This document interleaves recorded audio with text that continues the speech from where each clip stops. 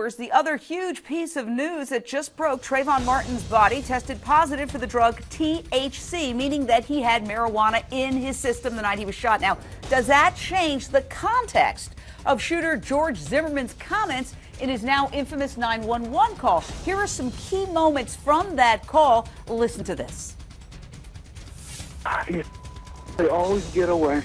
This guy looks like he's up to no good, or he's on drugs or something. Something's wrong with him. Yeah, he's coming to check me out. He's got something in his hands. I don't know what his deal is. Are you following him? Yeah. Okay, we don't need you to do that. Okay.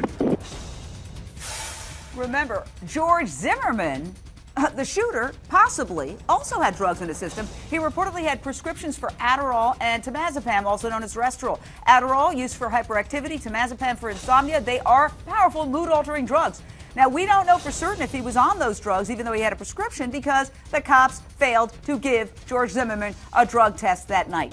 And here's what Trayvon had in his system. According to the autopsy report that we've been studying, 1.5 nanograms of THC, which is an ingredient in marijuana, and 7.3 nanograms of another THC substance, both found in his blood, and traces of cannabis also found in his urine. So I want to go out to Howard Samuels, founder, CEO of the Hills Treatment Center.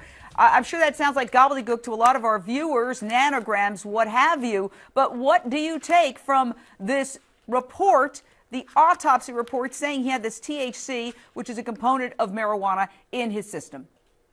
Well, Jane, first of all, when you come back positive for THC, all that means in some cases that you've used it within the last 30 to 90 days, okay? Now, it gets a little complicated because THC usually lodges in the fat cells of the body.